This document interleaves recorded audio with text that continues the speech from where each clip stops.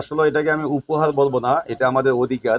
36শে জুলাই পর্যন্ত আমরা রাজপথে ছিলাম, কিন্তু 36শে জুলাইয়ের পরে আমরা দেখেছি যাদের নেতৃত্বে বা যাদের পিছনে থেকে হয়তো আমরা আন্দোলনটা চালিয়ে গিয়েছিলাম, আহ তারাই দেখা যায় একসময় আমাদেরকে বৈষম্যের শিকার হইতে হয়েছে তাদের হাত ধরেই।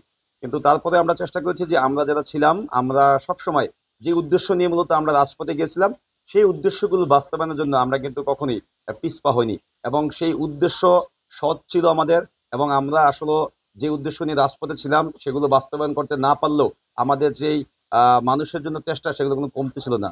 এবং শিক্ষার্থীরা হয়তো সেই বিষয়টি দেখেছেন যে আসলেই আমরা গণঅভ্যুত্থান বা গণঅভ্যুত্থান পরবর্তী সময়তে সবসময় শিক্ষার্থীদের চাওয়া পাওয়া বা দেশের মানুষের চাওয়া পাওয়াকে নিয়ে কাজ করার মানসিকতা আমাদের মধ্যে আছে। এবং সেই জন্য কিন্তু শিক্ষার্থীরা যে আমাদের উপরে ভরসা রেখেছেন এবং আমাদেরকে ভোটের মাধ্যমে নির্বাচিত করেছেন। জাকসু এবং জাহাঙ্গীরনগর বিশ্ববিদ্যালয় নিয়ে আমার অনেকগুলো পরিকল্পনা আছে। আমি ইতিমধ্যেই আমাদের জাহাঙ্গীরনগর বিশ্ববিদ্যালয়ের শিক্ষার্থীদেরকে আমাদের সেই পরিকল্পনা জানিয়েছি। তো আমার বর্তমানে একটি প্ল্যান হলো যে জাহাঙ্গীরনগর বিশ্ববিদ্যালয় যারা নির্বাচিত হয়েছে তাদেরকে একসাথে করা, এবং যারা নির্বাচিত হতে পারেনি বা হয়তো কাছাকাছি ভোট পেয়ে অনেকে পরাজিত হয়েছেন, তাদের সবাইকে নিয়ে আমরা একসাথে দলমত নির্বিশেষে একটি নতুন জাহাঙ্গীরনগর বিশ্ববিদ্যালয় বিনির্মাণ করতে চাই, যেখানে একটি শিক্ষার্থী বান্ধব একটা নিরাপদ ক্যাম্পাস থাকবে এবং সকলের চাওয়া পাওয়াগুলো পূরণ হবে। তা আমাদের একটি ইশতেহারে ছিল যে ক্যাম্পাসে সম্পূর্ণ নিরাপদ এবং একটি শিক্ষার্থী বান্ধব ক্যাম্পাস হিসেবে আমরা গড়ে তুলবো।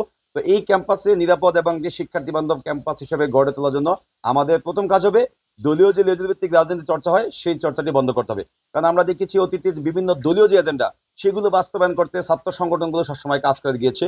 তো আমরা ছাত্র সংগঠনগুলোর প্রতি আহ্বান করবো, আপনারা শিক্ষার্থীদের কল্যাণে কাজ করার জন্য কিন্তু দলীয় কোনো এজেন্ডা বাস্তবায়ন করতে হয় না। যেটি কিন্তু জাকসুতে আপনারা দেখেছেন যে আমি কোনো দলের ব্যানারে না থেকেও শিক্ষার্থীরা আমার প্রতি আস্থা রেখেছেন ব্যক্তি জিতুর প্রতি।